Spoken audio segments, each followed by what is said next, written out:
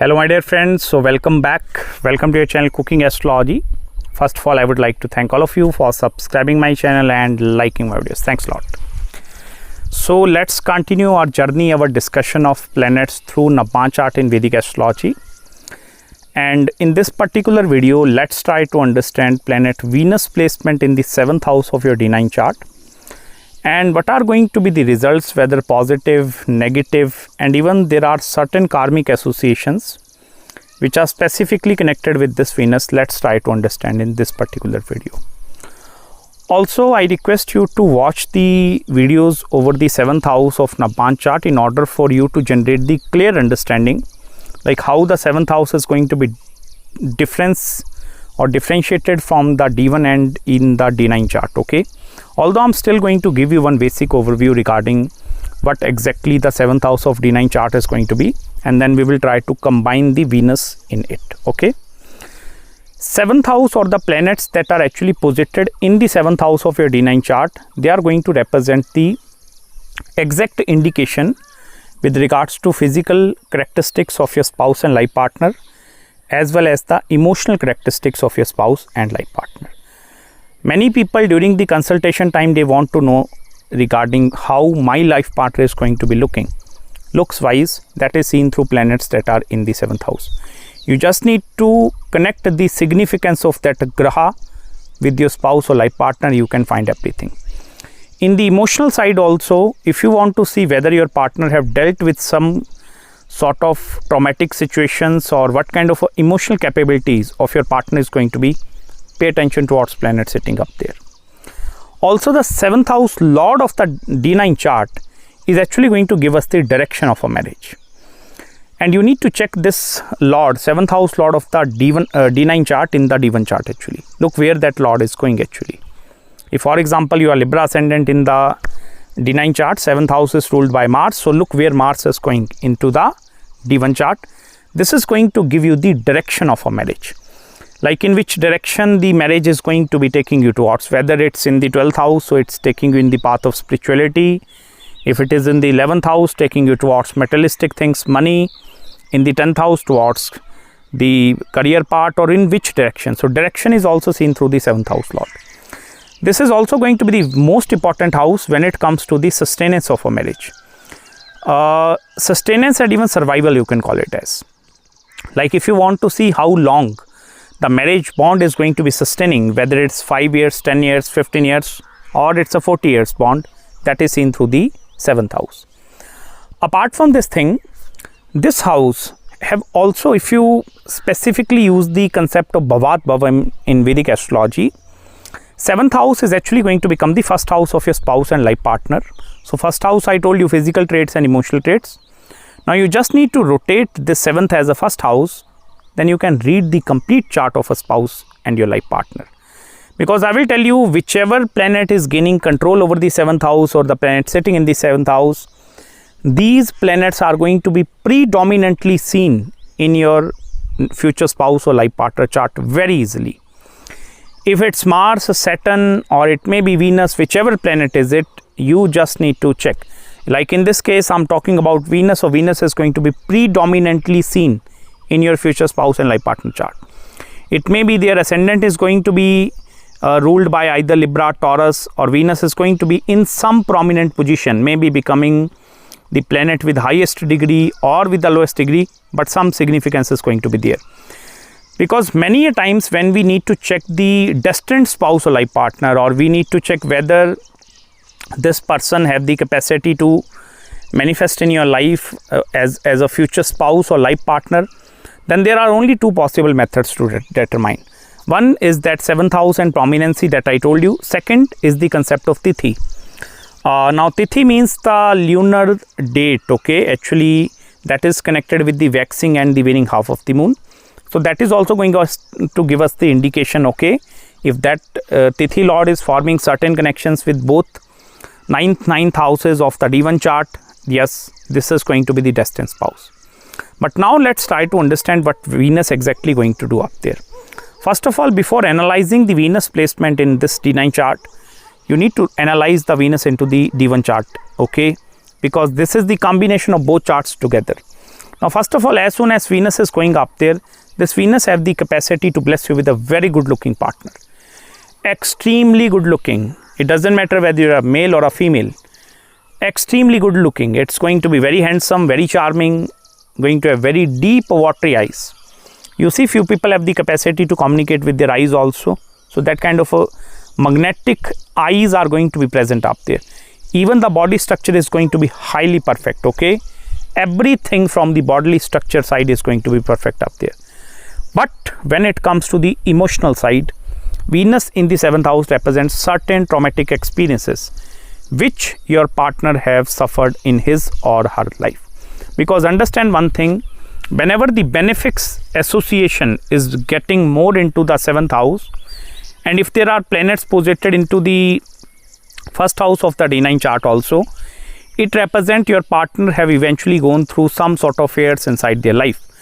Now these might going to be fears which are associated with the family, fear of losing the love, or maybe fear of any other financial fears also, but certain fears are going to be associated with this Venus.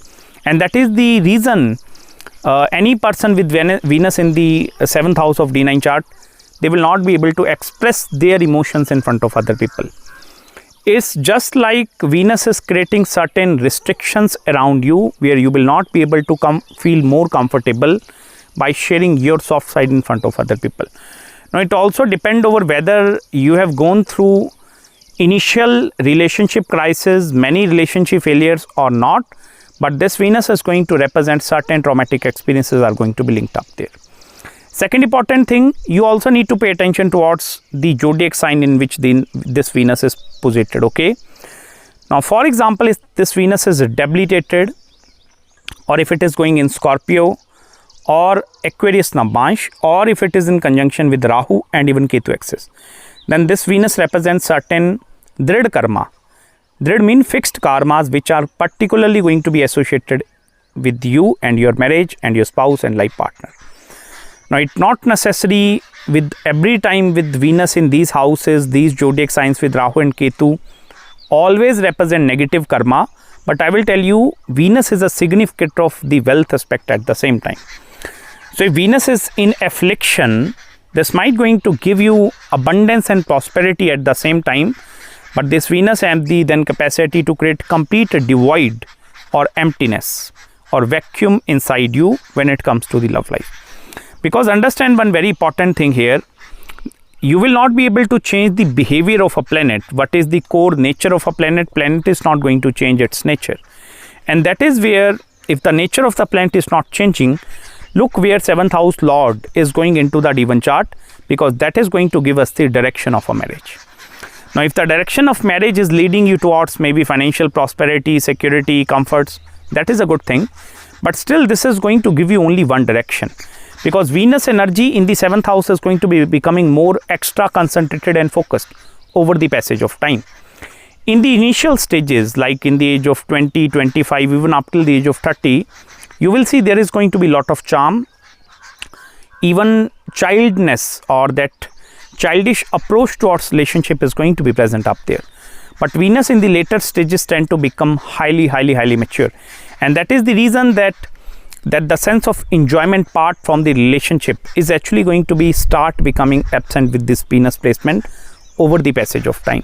Now it's very important for you at the time of matchmaking, if you are having this Venus, do the compatibility thoroughly so that at least you can look into the love, emotional, sexual compatibility at the same time. Because Venus in the 7th house is also going to play a very important role when it comes to intimacy. Without having a cordial sexual bond, it becomes also very difficult for you to actually feel the sense of fulfillment in your life. Now, I'm not saying whether you are a male or a female. Venus in the 7th house, intimacy is going to become very important part. Because only through that intimacy, the thought of expression is coming. Initially I told you, it's very difficult to express that thing outside. So intimacy is a solution with this Venus. If the intimacy is going to be very great, then this have the capacity to express the emotions in the more free manner towards the other person.